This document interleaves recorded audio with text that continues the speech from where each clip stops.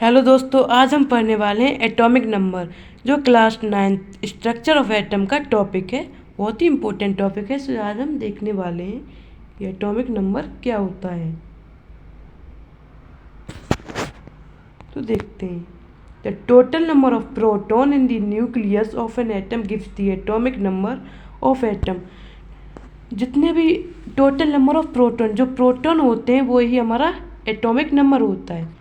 जैसे एटम है तो एटम में हमें पता चल जाए कि उसमें कितने प्रोटॉन हैं, तो जो प्रोटॉन होगा वो ही हमारा क्या होगा, एटॉमिक नंबर होगा। जो प्रोटॉन होगा वो ही एटॉमिक नंबर होगा। Total number of proton in the nucleus atom gives the atomic number. Nucleus में जितने भी नंबर ऑफ प्रोटॉन्स होंगे, जितने भी प्रोटॉन होंगे, वो क्या होगा, हमारा एटॉमिक नंबर होता है।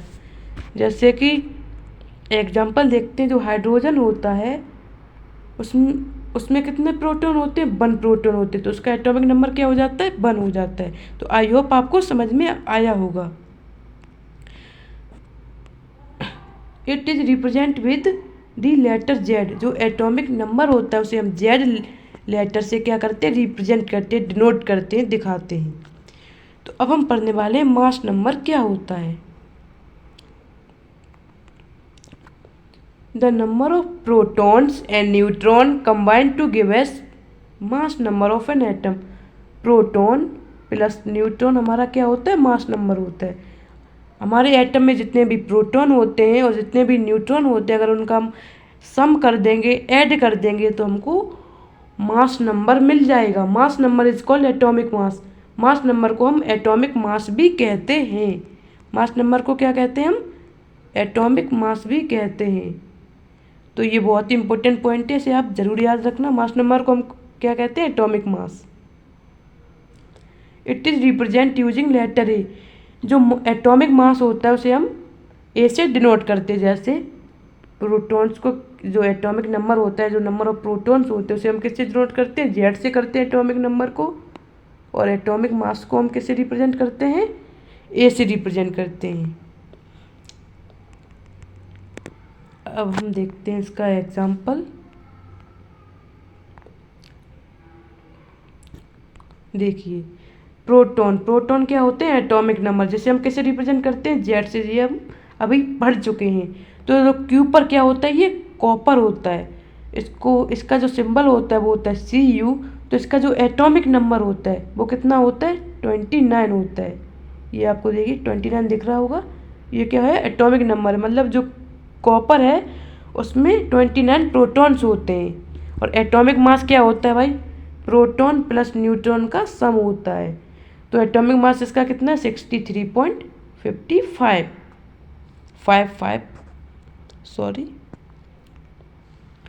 अब ये हमारा टेल्यूरियम। टेल्यूरियम का भाई एटॉमिक नंबर क्या होता है, 52, और इसका एटॉमिक मास होता है 127.60। आई होप आपको समझ में आया होगा। तो इसको हम डिनोट कैसे करते हैं ये भी देखते हैं। इसको हम डिनोट कैसे करते हैं।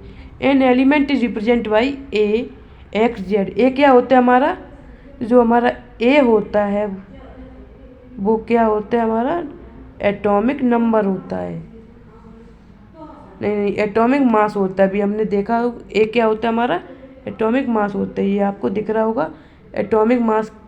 यहाँ पे protons plus neutron atomic mass किससे डिनोट करते हैं, ए से। एटॉमिक नंबर जेड से डिनोट करते हैं। तो ए हमारा क्या होता है, एटॉमिक मास होता है। यहाँ पे where Z is atomic number. तो यहाँ पे जो जेड दिख रहा है आपको, ये क्या है, atomic number which is also equal to number of protons. जो नंबर ऑफ जो प्रोटॉन्स के इक्वल होते हैं, नंबर ऑफ प्रोटॉन्स एटम में कितने हैं। ए है वो हमारा मास नंबर है, जिसे हम एटॉमिक मास भी कहते हैं। एक्स क्या है, सिंबल ऑफ एलिमेंट, मतलब एलिमेंट कौन सा है।